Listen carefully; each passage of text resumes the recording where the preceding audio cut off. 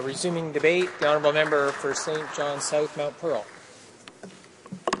Mr. Speaker, I stand with my colleague, the Honourable Member for St. John's East, in support of Motion 314. Canada does indeed lag behind international search and rescue norms. That's an indisputable fact. And I urge the federal government to do what it takes to achieve the international readiness standard of 30 minutes at all times. From taking one of the military's Cormorant helicopters, from tasking one of the military's Cormorant helicopters to becoming airborne. 30 minutes, wheels up, in other words, 24 hours a day, 365 days a year. A search and rescue response time of 30 minutes around the clock. As it stands, Mr. Speaker, the wheels up response time for the military's search and rescue helicopters, the Cormorants, that operate across this country, including out of Gander in my home province of Newfoundland and Labrador, are twofold, as you've already heard. Between Monday and Friday, 8 a.m. to 4 p.m., the wheels-up response time is 30 minutes. But after 4 p.m., and on weekends, and during holidays, the wheels-up response time is 2 hours. Yes, Mr. Speaker, you heard that right. A search and rescue response time of 2 hours during evenings and on weekends and during holidays.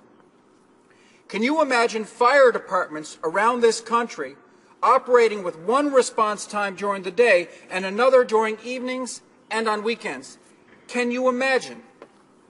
Canadians wouldn't have it because it would make no sense, because lives would be put at risk, because people would most certainly die. A two-tier response time wouldn't cut it in terms of fire on land, and a two-tier response time doesn't cut it in the North Atlantic, where the survival time, in the absence of a survival suit, is measured in minutes. Mr. Speaker, make no mistake, let there be no doubt. The Canadian military's two-tier search and rescue response time, the inadequate search and rescue response time, has cost lives, has cost the lives of Newfoundlanders, of Newfoundland and Labrador mariners, and will cost even more lives if the search and rescue response time isn't changed. I might add that the Canadian Coast Guard has a 24-hour response time for its vessels of 30 minutes around the clock. Mr. Speaker, before I became a member of Parliament about 1 year ago today, I was a journalist. I was a reporter, a columnist, and a newspaper editor. I know my way around a news story. In September 2005, I was the editor-in-chief of a weekly provincial newspaper called The Independent, when a fishing boat went down, which happens, I'm sorry to report, quite often where I come from. The Melina and Keith II, as the Honourable Member for St. John's East mentioned earlier, sank off Cape Bonavista on September the 12th, 2005, while fishing for turbot and shrimp. What struck me about the story from the get-go, what set off my spider sense as a newspaper editor, was the search and rescue response time. And so I assigned a team of reporters to the story of the Melina and Keith II. And what we learned after weeks of investigation was shocking. Cutting to the chase, it took the National Defence Cormorant helicopters operating out of Gander's 103 Search and Rescue Squadron approximately 3 hours and 8 minutes after the capsized vessel was located to arrive on scene. 3 hours and 8 minutes. And in that 3 hours and 8 minutes, 4 of the 8 fishermen who were reportedly alive when the fishing boat went down had died. 4 men, half the crew, died because search and rescue didn't get there quick enough. Mr. Speaker, I'm not sure if Canadians watching CPAC know this, but we're not allowed to use props when we give speeches in the House of Commons, which is too bad, because I'd like to show Canadians the front page picture published in the Independent newspaper of one of the survivors of the Melina and Keith II. The picture was of survivor Burton Dyke. He was 17 years old at the time when the ship went down. It was only his 3rd trip to sea at that point. He was the youngest crewman on board, and he's as fresh-faced in that picture as you can imagine. Just a teenager to look at, but with a vacant look in his eyes, a vacant look that the photographer for the Independent captured in that front page picture. Bernard Dyke of Eastport, Bonavista Bay, survived after spending more than 4 hours in the North Atlantic waiting to be rescued. 4 other inmates, again, as the Honourable Member for St. John's East mentioned, Ivan Dyke, Justin Ralph, Anthony Malloy, and Joshua Williams, they were lost. Dressed only in a T-shirt and underwear, Dyke survived by clinging to an overturned boat. He held tight to a piece of rope, ready to lash himself to the boat if need be, so his mother would at least have his body. This is what went through his mind. Bernard Dyke told his story to the Independent, Mr. Speaker. The boat went down in under a minute, just enough time to get off of Mayday, only the search and rescue didn't come quick enough, not near quick enough. Again, all 8 crewmen were reportedly alive when the boat went down, although only the captain had on a survival suit.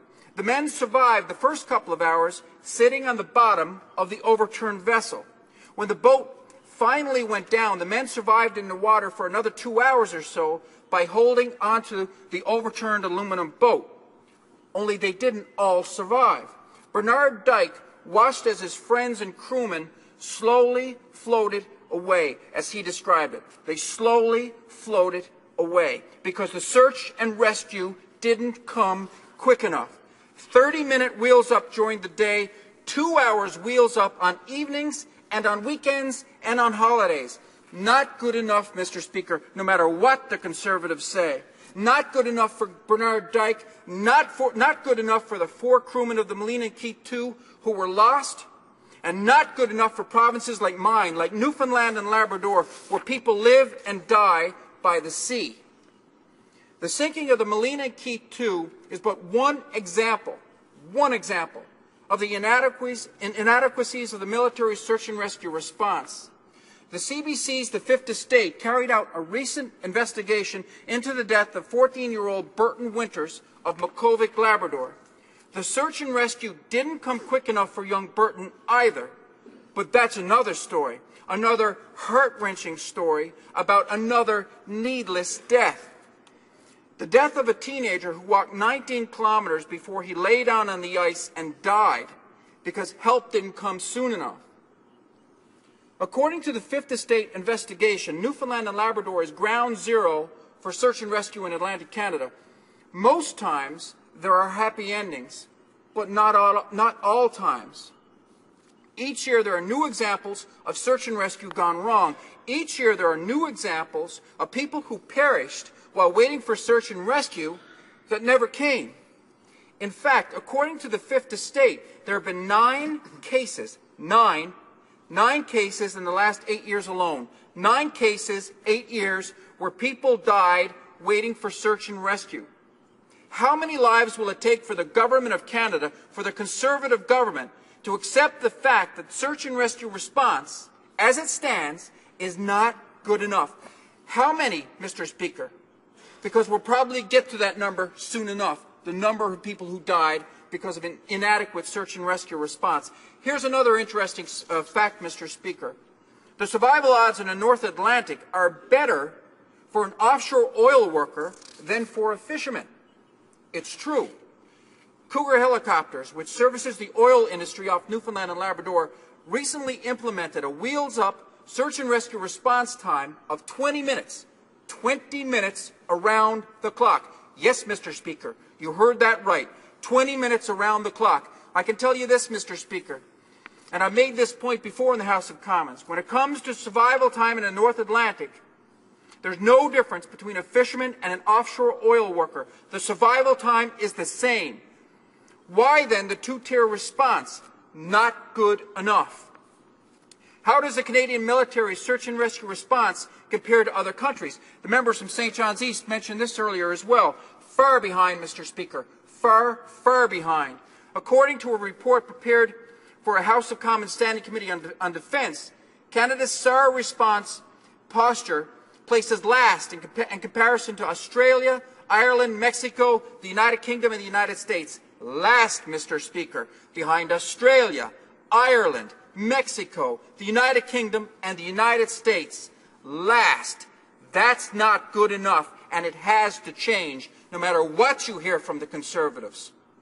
It has to change. Thank you, Mr. Speaker.